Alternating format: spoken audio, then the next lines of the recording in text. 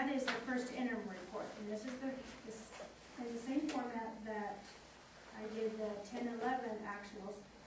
This is your first interim, where we are for 11-12, and you'll see the first two sections. One is 9-10, then 10-11, and then 11-12 for comparative purposes.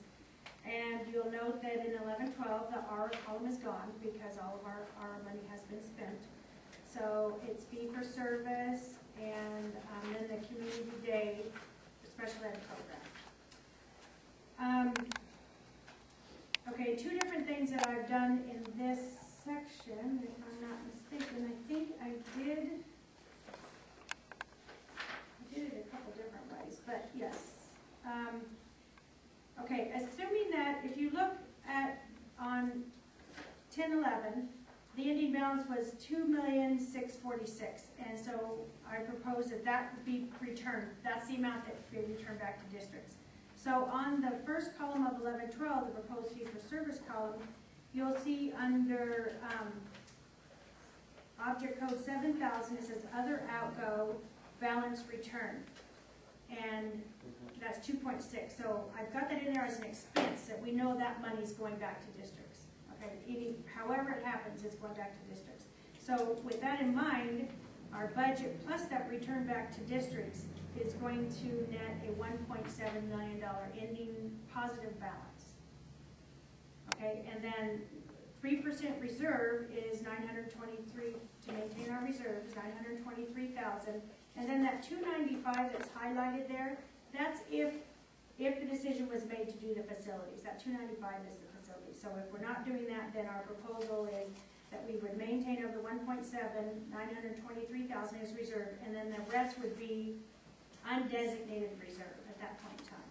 Now, when you go over and you look at the fee for service, this community day school, try to look at the net,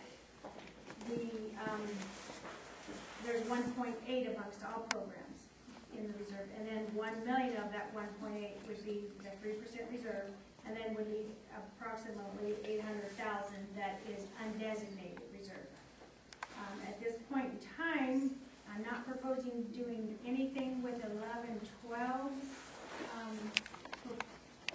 Proposed ending balance. First of all, it's only first interim.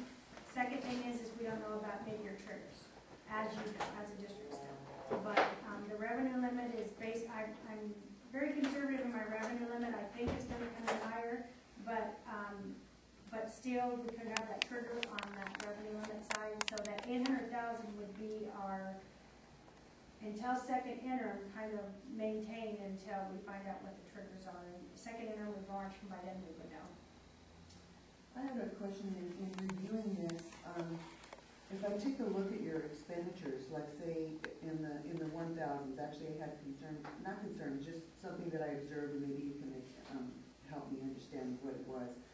And I'm looking at the total West End, so I know that the cumulative of the fee for service and the ERA and the fee for service. So right. those are all cumulative. So if I look at the end of 10-11 in the 1000s, it's 11,680,000. And it went up to 12,008,000, which is a $407,000 increase. In the 2000s, it's a $708,000 increase. In benefits, it's a $698,000 increase. But then down, when I look at the certificated FTEs, there's a decrease of 20 staff. So I don't understand. Maybe I'm missing something. Well, first of all, because in the 10-11, the first and foremost is in the 10-11, that's actual. That's right. You've taken all the positions that have turned over, especially classified throughout the year, right. And the salaries that weren't paid, those never materialized. So you're looking at what actual salaries were paid. In 11-12, it's all ran by position control. It's how many positions you have established and the assumption that somebody is in that position every single day. And so there is a salary in there, like I said, that's all ran through position control. Through personnel, which is the same thing the districts do, and it's an assumption that it's all paid. So that's basically why there's a $3 million. I'm looking at the bottom line, $3 million return, because the positions were, you didn't have people there full time; they weren't completely filled. I mean, that's not that contributed to. It's not the whole thing. But, okay. And then also in 11-12, and I think I might have this in the assumptions at the bottom. In 11-12, some of the negotiated things there were. if you recall, when I presented the budget preliminary, that negotiations hadn't been settled and has since happened.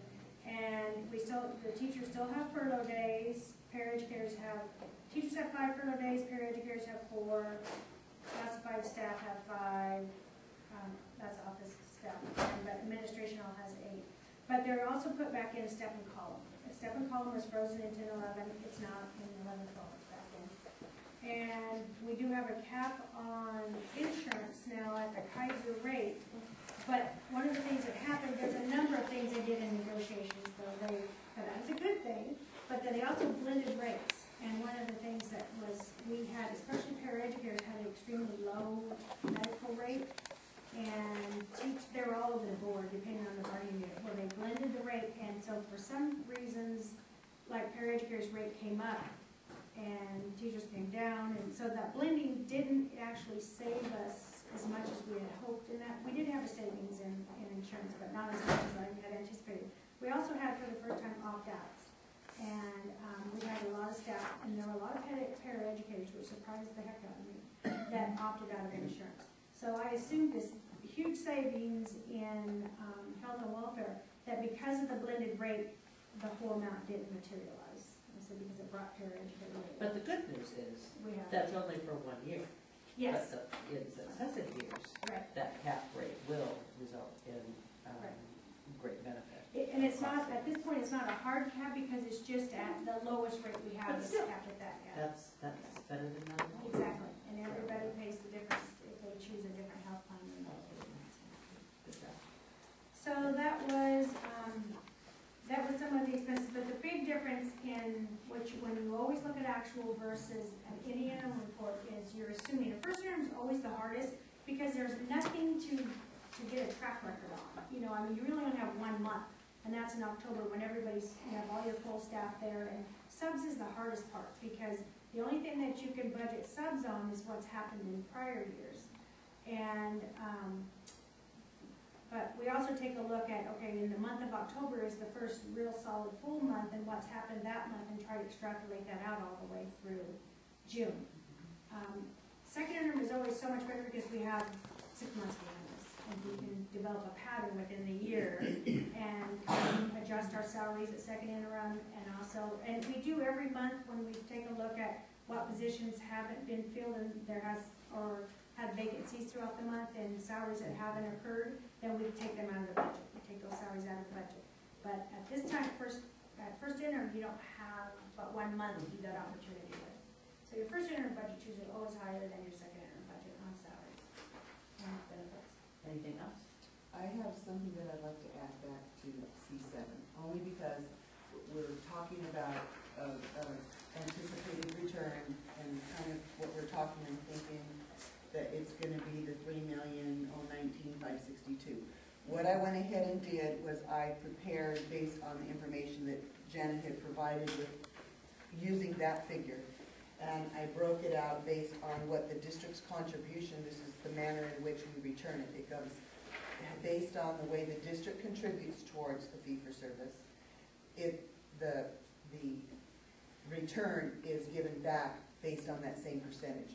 So I'm going to pass this around because what we'll end up doing is we'll end up, if in fact we're going to move forward to return the $3 million, et cetera, we'll need to take that to superintendents for approval at that point. And if that's the case, this would most likely be the backup unless there's a change in finance. So I wanted to just at least pass this around, take a look at it so we kind of have an idea. Yeah.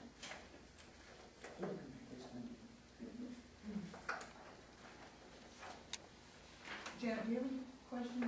I know you haven't seen it yet, but I'm basically taking a look at it, and I used the same numbers that you had on your spreadsheet, and so I made the comparison. So each one of you can tell from your district what your return would be, what your projected return would be based on the information you have.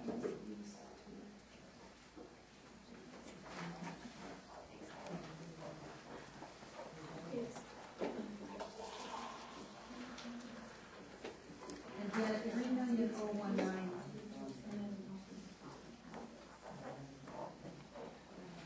Janet, the 3,019,562 would be the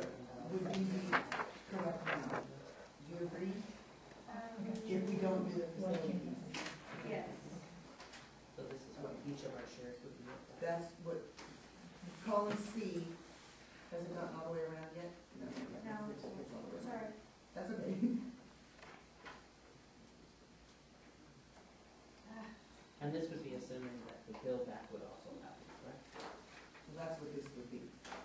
Well, there's the return, and then, No, The document she's passing around is in your packet. and then there was also, there was another section that would be paid back for the district. That's the interest, I mean, the facility. That's the facility piece, that's, and the reason that we had the facility piece in here, because I know county was talking about proposing that, that's why it was here, and not the final one for I just wanted to make clear that this is if they didn't decide to take that money out of this. No, that's what I'm gonna kind of present right here. This is the 3,019,562, that comes right off the C-19, where it says the estimated return on the far right. So that would be the return to our West End district. So, This is all part of the packet. yeah. It wasn't, but I'll do something. I'm sorry. And then, and basically, on the bottom right, I'm basically just recapping what's on Janet's form. Then what I have over on the right-hand side, column A, that's the amount that the district county fees return. Column B is that ratio. So what we've done is that taken that 3,019,000 based on, so let's say Altamoma, for instance, Altamoma contributed 8.18%, so they're gonna get 8.18% of that return. So that percentage is $246,880.57. This does not take into consideration making any change to the facility piece. This is leaving the facility piece intact, just like we've done it, and because that's kind of my recommendation. And we can change it so we can do it different if we need, but this is based on the current way procedures are now. This is what we would be doing.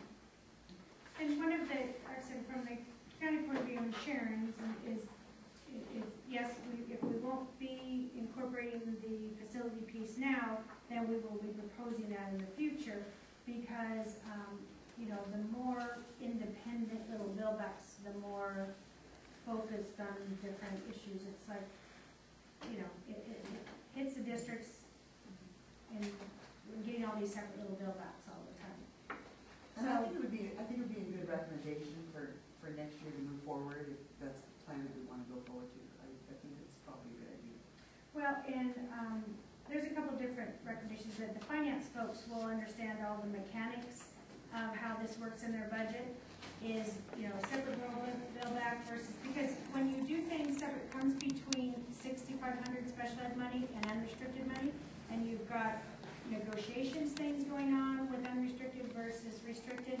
The same thing with this return. This return goes back unrestricted. So, there's an issue with this too. So, It's they know unrestricted they're, 6,500 money. well, It's but still how special ed, how they report it in their books, because it came from them.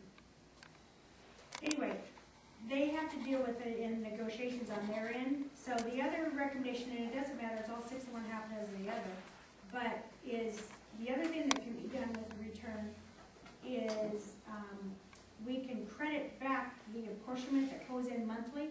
Your special ed apportionment that comes from the state on a monthly basis and then goes to your district on a monthly basis. We can credit this, and so the apportionment that gets taken off their books on a monthly basis is less.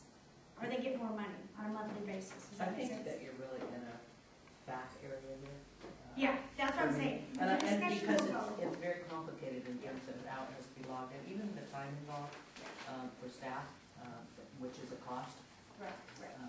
So I would encourage continued discussion with the people who actually do the work of it. The actual process, because there's all kinds of things that they, Absolutely.